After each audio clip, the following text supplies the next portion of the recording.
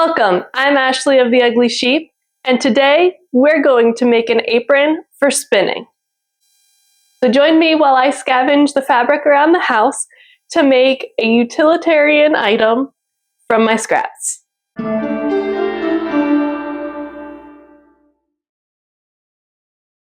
Looking around my house, I found the perfect material for an apron. So a while ago, my husband had a split in his pants, and so I'm taking those old jeans and I'm taking the pockets off, and I'm going to use the legs of the jeans to make an apron. One, because they are really washable, and two, they're also fairly thick. I'm taking the pockets off because I plan to use those on the apron, not on the outside where things can get caught while I'm spinning, but on the underside right at the waistband, so that I can put like my threading tools or things like that in my pocket. One of the hard things for this project is going to be that these were well-worn jeans, and jeans are woven in a twill, which means they have a lot of stretch in them. And so over time, as you wear them, places like the knee get stretched out of line. And so I will kind of have to work on some fixes and stretching the fabric out just enough to get it to lay flat enough. To start that process, I am just cutting down the back of both of them, since the back is where the split was in the jeans originally. And I am cutting the cuff off of the jeans, and I am cutting the leg from the rest of the jeans so that I just have the material that I'm going to use.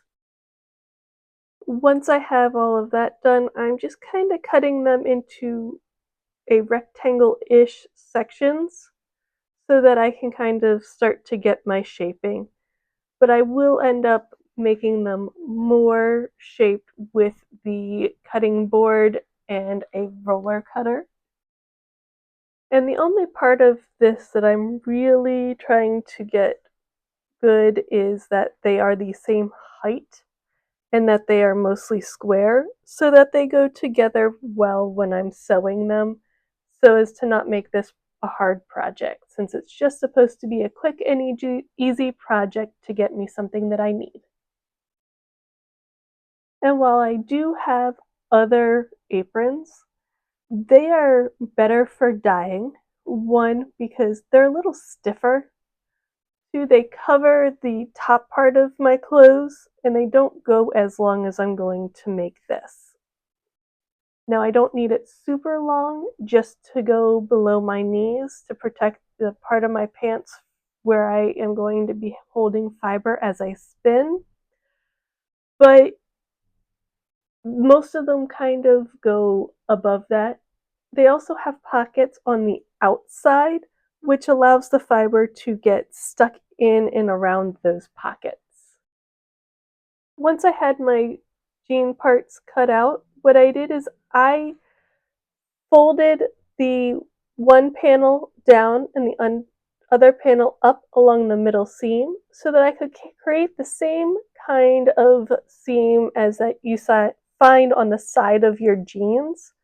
This will fully encase the raw edges and will be a little easier than doing something like a French seam, because I would still have to tack that French seam down on the back once I was done so that it would lay flat, especially since it runs directly up the center of the apron. The first seam that I am sewing is that center seam, so that I make sure that I have that together securely before it A, falls out, and B, to make sure that everything lines up and I can easily make the hem and add the ties on after. The ties are just going to be some twill tape that I have laying around from a previous project, and mine happens to be off-white, but I'd have used whatever color I had laying around the house. Once I sewed one direction of the center hem, it was time to sew the other direction so that the panels stayed flat and the edges stayed encased. Once I had finished the center seam, I had to go all around 3 sides of it. I did leave the top raw for right now, and I just folded over the sides and the hemline once and did a zigzag stitch. That should mostly keep the fraying from getting into the seam allowance. And if I find that it is fraying really badly after washing it, I can always just fold it the second time to encase those raw edges.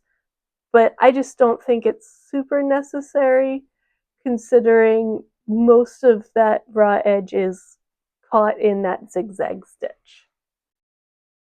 The sides of this apron aren't going to lay perfectly straight, but I'm okay with that. Part of the reason it's going to bow a little bit is one, the one side of this specifically is going along the knee line where the fabric has been stretched out of place. And two, the zigzag stitch is putting a little bit more tension on it than I was anticipating. I probably should have extended my stitch a little bit or slowed down my stitch speed so that I could manage that tension a little bit better.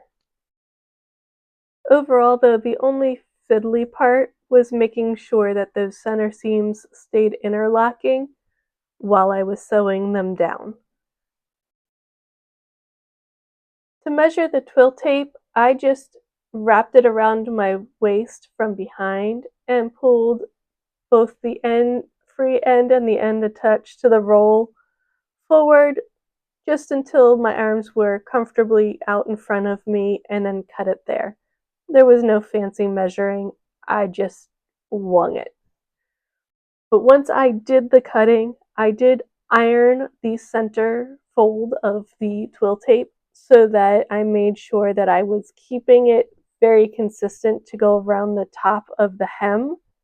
And then I am going to also have to fold it in half lengthwise so that I know where the center of my twill tape is so I could match it up with the center of my apron. Once I had the center lined up of the twill tape onto the apron, I worked from the center out on each side, just clipping every couple of inches as I went to make sure that it didn't move while I was sewing, especially since the top was not perfectly straight because I didn't cut that carefully. Once I had the twill tape attached to the top of the apron with my clips, I just went to either side and I folded over the ends twice, kind of as small as possible so that I could encase those raw edges but not have to sew through too many layers for too long. Once everything was clipped in place, I started at the one end of the bias tape, or the twill tape rather, and sewed along the open edge to close the tape, and then I just kept sewing across the top of the apron all the way to the other side. Just a nice straight edge, no fancy stitches, just the regular default stitch. I did have to go pretty slow for where the turns of the edges were because the needle had to go through 6 layers of fabric on that twill tape, and it was just a lot to ask of my machine. Typically, this is something that I would probably have started from the middle and worked to each side if I was very concerned about it being exactly centered on the ties. But for something like this, a little pulling one side or the other is not a big deal. So I just went from one end of the twill tape all the way through the apron and to the other end. Lastly, I put on the pockets. Now, the placement of these is going to look a little strange, but it's intentional. So I put the pockets that were on the back of the jeans on the back side of the apron. And I put one all the way to the right side of the apron and one all the way to the left side of the apron, right along that waistband. And I did that because I don't want them in the center where I will be kind of scrunching everything in those pockets up or pressing that into my stomach as I sit. That'd just be really uncomfortable. By putting this out to where they will be hanging off the sides of me and not really in my lap, I'm able to put some of my tools, even though they'll be sticking out, in the apron without having to worry about bending them or getting poked by the tools. So from start to finish, I think this project took 2 hours. And part of the taking 2 hours is I just took my time, and I also didn't have a super clear plan when I was starting out, because I was just going to make whatever materials I had on hand work. So I didn't want to have a super specific, this is what I want and this is the shape and size. I wanted to be able to kind of have a general framework that I could work off of based on the materials.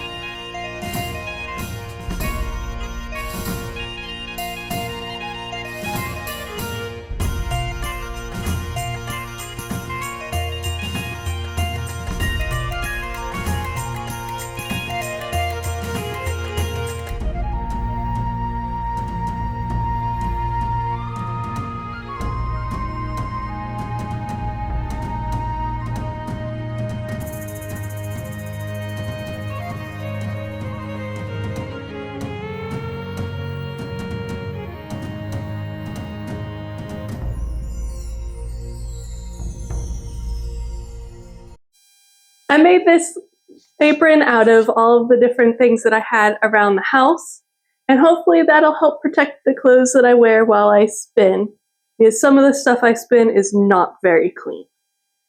And hopefully by storing it with my spinning stuff for my wheel, I'll actually remember to use it. Let me know in the comments below if you wear an apron while spinning. And don't forget to like and subscribe while you're down there. Until next time.